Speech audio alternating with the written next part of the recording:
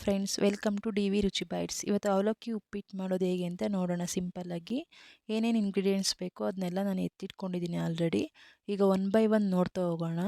ಫಸ್ಟಿಗೆ ನಾನು half bowl ಕಡಲೆ ಬೀಜ ತೊಗೊಂಡಿದ್ದೀನಿ. ಆಮೇಲೆ ಧನಿಯಾ ಪೌಡ್ರು, ಉಪ್ಪು, ಅದಾದಮೇಲೆ ಅರಿಶಿನ ಹಾಫ್ ಟೇಬಲ್ ಸ್ಪೂನು, ಕಡಲೆಬೇಳೆ ಮತ್ತು ಸಾಸಿವೆ, ಜೀರಿಗೆ, ಆಮೇಲೆ 2 ಟೊಮೊಟೊ ಸಣ್ಣದಾಗಿ ಹೆಚ್ಚಿಟ್ಕೊಂಡಿದ್ದೀನಿ. ಅರ್ಧ ಹೋಳು ತೆಂಗಿನಕಾಯಿ ತುರಿದಿಟ್ಕೊಂಡಿದ್ದೀನಿ. ಅದಾದಮೇಲೆ 2 ಈರುಳ್ಳಿ ಉದ್ದ ಹೆಚ್ಚಿಟ್ಕೊಂಡಿದ್ದೀನಿ. ಹಸಿರು ಮೆಣಸಿನ್ಕಾಯಿ, ಕರಿಬೇವು ಒಗ್ಗರಣೆಗೆ, ಅದಾದಮೇಲೆ ಕೊತ್ತಂಬರಿ ಸೊಪ್ಪನ್ನ ಹೆಚ್ಚಿಟ್ಕೊಂಡಿದ್ದೀನಿ. ಈರುಳ್ಳಿ ಬೇಕಿದ್ದರೆ ಸಣ್ಣದಾಗಿ ಹೆಚ್ಚಿಟ್ಕೋಬೋದು. ನೆಕ್ಸ್ಟು ಅವಲಕ್ಕಿನ ನೆನೆಸಿಟ್ಕೊಂಡಿದ್ದೀನಿ ನಾನು. ನೀವು ಅವಲಕ್ಕಿನ ಒಂದು 5 to 6 ಮಿನಿಟ್ಸ್ ನೆನೆಸಿದ್ರೂ ಸಾಕು. ನಿಮಗೆ ತುಂಬ ಮೆತ್ತೆ ಬೇಕು ಅಂದರೆ ಜಾಸ್ತಿ ಹೊತ್ತು ನೆನೆಸ್ಬೇಕಾಗುತ್ತೆ. ಈಗ ಒಂದು ಬಾಣಲಿಗೆ ನಾನು ಎಣ್ಣೆ ಹಾಕ್ಕೊತಿದ್ದೀನಿ. ಎಣ್ಣೆ ಕಾದಿದೆ. ಈಗ ಕಡಲೆ ಬೀಜ ಹಾಕ್ತಿದ್ದೀನಿ. ಕಡಲೆ ಬೀಜನ ಚೆನ್ನಾಗಿ ಇದು ಮಾಡ್ಕೊಳ್ಳಿ.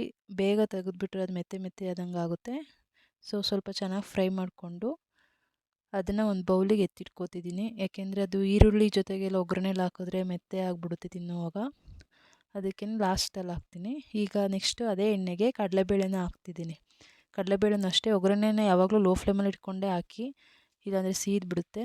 ಈಗ ಜೀರಿಗೆ, ಸಾಸಿವೆನ ಹಾಕ್ಕೋತಿದ್ದೀನಿ.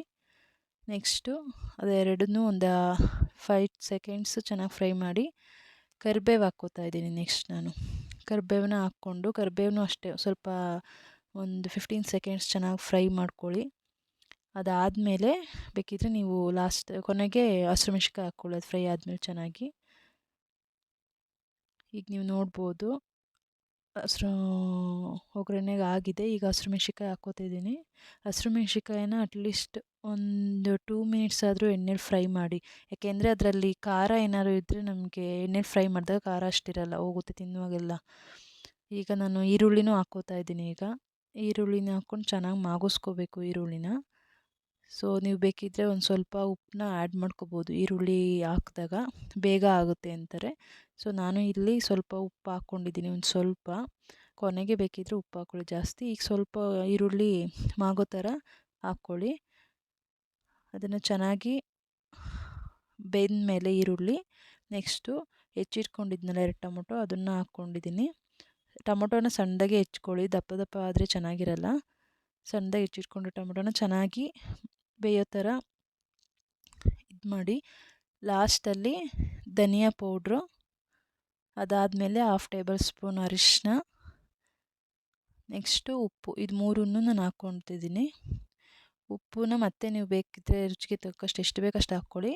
ಕೊನೆಗೆ ಲಾಸ್ಟಿಗೆ ಅವಲಕ್ಕಿ ಕಲಸಿದ್ಮೇಲೆ ಜಾಸ್ತಿ ಹಾಕಿದ್ರೆ ಒಳ್ಳೆಯದು. ಯಾಕೆಂದರೆ ಒಗ್ಗರಣೆಗೆ ಜಾಸ್ತಿ ಹಾಕಿದ್ರೆ ಈರುಳ್ಳಿ ಎಲ್ಲ ಉಪ್ಪು ಅನ್ನಿಸ್ಬಿಡುತ್ತೆ. ಈಗ ಎಷ್ಟು ಬೇಕು ಅಷ್ಟು ಹಾಕ್ಕೊಂಡು, ನೆಕ್ಸ್ಟು ತೆಂಗಿನಕಾಯಿನೂ ಅಷ್ಟೇ ಈಗ ಹಾಕ್ಕೊಂಡು ಲೋ ಫ್ಲೇಮಲ್ಲಿ ಇಟ್ಕೊಂಡು ಫ್ರೈ ಮಾಡ್ಕೊಳ್ಳಿ ತೆಂಗಿನಕಾಯಿನ. ಇಲ್ಲ ಅಂತಂದರೆ ಅದು ಸೀದೋಗ್ಬಿಟ್ರೆ ಫುಲ್ ತೆಂಗಿನಕಾಯಿ ಎಲ್ಲ ಗಟ್ಟಿಯಾಗಿ ಟೇಸ್ಟೇ ಇರಲ್ಲ. ನೆಕ್ಸ್ಟು ಲೋ ಫ್ಲೇಮಲ್ಲಿ ಇಟ್ಕೊಂಡು ಸ್ವಲ್ಪ ಫ್ರೈ ಮಾಡಿಕೊಂಡು ಅದಕ್ಕೆ ಅವಲಕ್ಕಿನ ಸೇರಿಸ್ಕೊಳ್ತಿದ್ದೀನಿ ನಾನೀಗ. ಅವಲಕ್ಕಿ ಸ್ವಲ್ಪ ಬೇಗ ತೆಗೆದ್ರೆ ಚೆನ್ನಾಗಿರುತ್ತೆ, ಯಾಕೆಂದರೆ ಉದ್ದುದ್ರಾಗಿರುತ್ತೆ. ಇಲ್ಲಾಂದರೆ ಮುದ್ದೆ ಥರ ಆಗಿಬಿಡುತ್ತೆ. ನೀವು ನೋಡ್ಬೋದು ನಾನು ಬೇಗ ತೆಗ್ದಿದ್ದೀನಿ. ಹಂಗಾಗಿ ಉದ್ರಾಗಿ ಚೆನ್ನಾಗಾಗಿದೆ. ಈಗ ಕೊನೆಗೆ ಲಾಸ್ಟಿಗೆ ಕರ್ಕೊಂಡಿರೋ ಕಡಲೆ ಬೀಜ, ಹಾಗೆ ಕೊತ್ತಂಬರಿ ಸೊಪ್ಪು ಹಾಕ್ತಿದ್ದೀನಿ. ಕೊತ್ತಂಬರಿ ಸೊಪ್ಪು ಒಗ್ಗರಣೆಗೆ ಹಾಕ್ಬೋದು, ಬಟ್ ಟೇಸ್ಟ್ ಅಷ್ಟಿರಲ್ಲ. ಲಾಸ್ಟಲ್ಲಿ ಹಾಕಿದ್ರೆ ಚೆನ್ನಾಗಿರುತ್ತೆ ಅಂದ್ಬಿಟ್ಟು ನಾನು ಲಾಸ್ಟಲ್ಲಿ ಹಾಕ್ತಿದ್ದೀನಿ. ನೀವು ಬೇಕಿದ್ದರೆ ಫಸ್ಟೇ ಹಾಕ್ಕೋಬೋದು. ಈಗ ಬೇಕಿದ್ದರೆ ನೀವು ಉಪ್ಪನ್ನ ಸ್ವಲ್ಪ ಆ್ಯಡ್ ಮಾಡ್ಕೋಬೋದು.